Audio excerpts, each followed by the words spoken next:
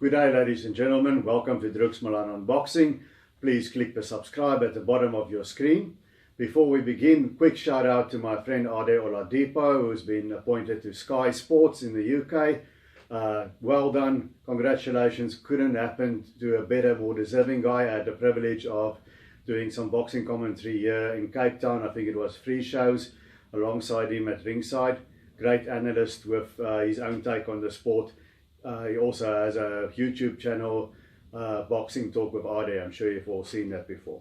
Now, for the reason that we are here, tomorrow on Thursday in Japan, of all days, Godzilla can take a break because the real monster, Naoya Inoue, is coming out in the World Boxing Super Series Bantamweight final, defending his Ring Magazine and IBF Bantamweight Championship of the World against his WBA counterpart, the Filipino Flash, Nonito Donaire. Now, this is a fight where everybody on the various boxing discussion groups are predicting a knockout win in the first few rounds for the monster Naoya Inoue, yet it is creating so much buzz. Why is that, if a result is apparently so predictable? It's just because of Naoya Inoue. He's become a top 5 pound for pounder on everybody's list, and he's must-see TV. He just knocks everybody out. 18 wins and as many fights with 16 knockouts. He's already a freeweight world champion. He's been moved almost in Lomachenko style, very fast. In his 4th professional fight, he took on Ryoichi Taguchi, beat him on points. Taguchi would go on to become a unified WBA and IBF junior flyweight world champion and Ring Magazine champion later, before Eki Butler dethroned him. And he skipped over flyweight division, won the junior bantamweight title, the WBO version, by completely wiping out veteran Omar Narvaez in 2 rounds. And when he stepped up to bantamweight, he won the IBF title in his last fight against Emmanuel Rodriguez, and before that knocked out Carlos Payano in 1 round, got rid of Jamie McDonald in quick time. He's just a wave of destruction. Now, Inoue is a great technician, great balance, very good offensive technique. Everything he throws hurts. He's got a real great power jab. He shoots like a piston, straight right hooks, shots to the body, you name it. He throws with deadly precision, and I really love the way he moves his feet along with his punches so that he gets a maximum effect on every punch. I mean, in his last fight, Emmanuel Rodriguez was an undefeated IBF champion. He's never been knocked down. He had a good first round against Inoue. He might even have shaded it. But in the second round, Inoue changed gears and he just destroyed Rodriguez. So I think that is the reason why this fight, everybody is going for the monster to end Nonito Donaire. And also because of the way he fights. He brings the excitement. Now, do I think it's a foregone conclusion? Yes, I agree with those guys. Inoue is the favorite here, but is it just a foregone conclusion? He shouldn't take Nonito Donaire lightly, and I'm sure he's not going to. Now, Nonito Donaire, Filipino Flash, we all know him. He started his career as a flyweight, picked up multiple world titles all the way to featherweight. And he sort of, after losing his featherweight title, the only fight he got stopped against Nicholas Walters, much bigger guy than Donaire or Inoue for that matter.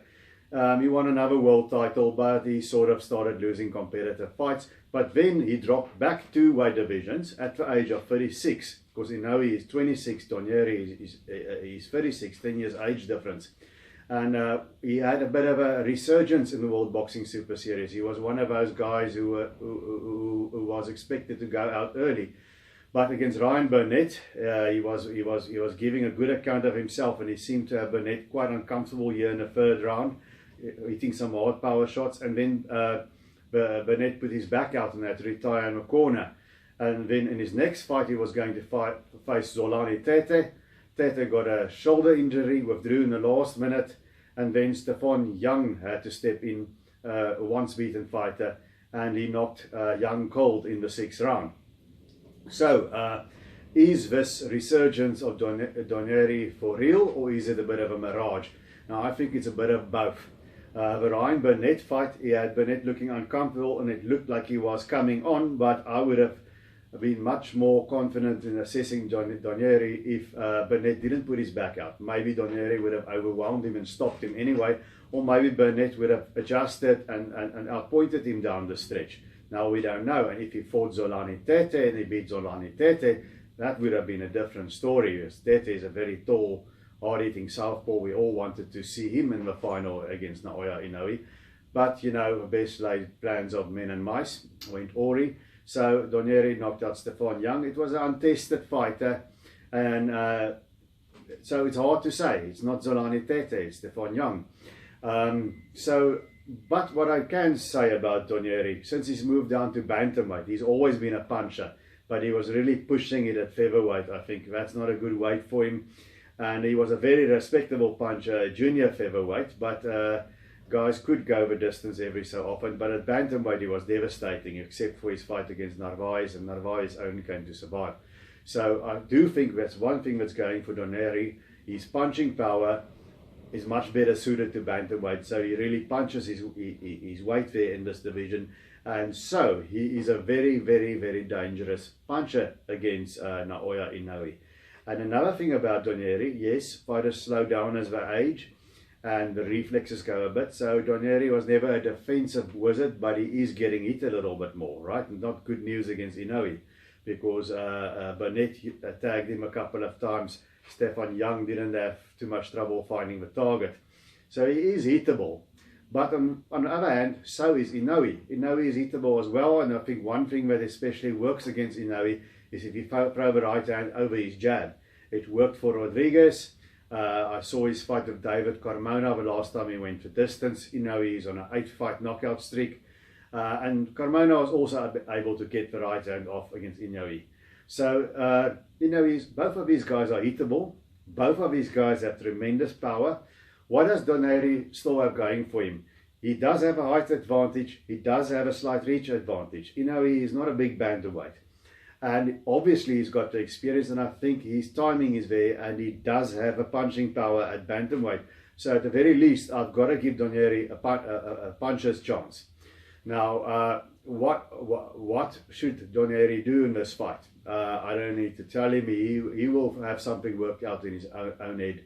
Don't know if he listens to Kenny Adams or not, but I think for Donaire, you can outbox and outspeed the puncher, but I can't see him doing that. He hasn't got that speed, and he's more of a stalking, come forward sort of boxer puncher. He's never been a guy to fight on the fly. He's not going to start doing it now. And the thing about Inoue, what will he do if a really, really hard puncher tags him flush on the jaw? That's an X factor. We don't know that with Inoue. So what I would do, if I was Donaire, look for that right hand. You know, Inoue comes forward behind that jab, throw the right hand over the jab, and when Inoue sets himself, don't try and time the punches itself, but try and time when he goes for the setup, because Inoue keeps his hands like that.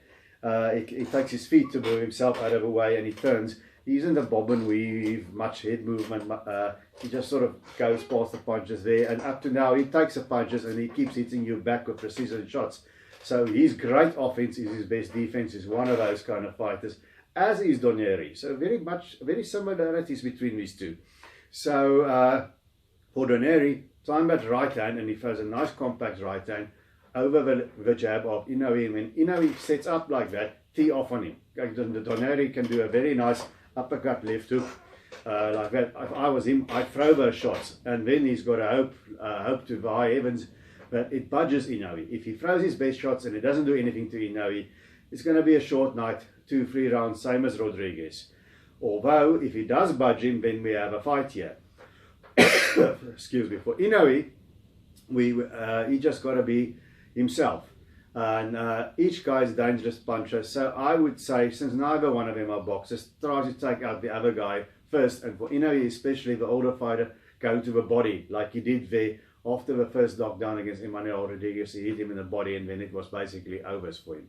So if I was Inoue, I would also go to the body of Donaire as early as possible, and just try to be a little bit careful. Watch the right hand, watch the left hook, tighten it up just a little bit, and do what he does.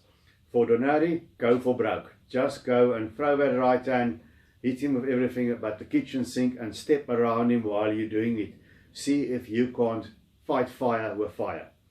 That's what I can see in that fight. What do I think will happen?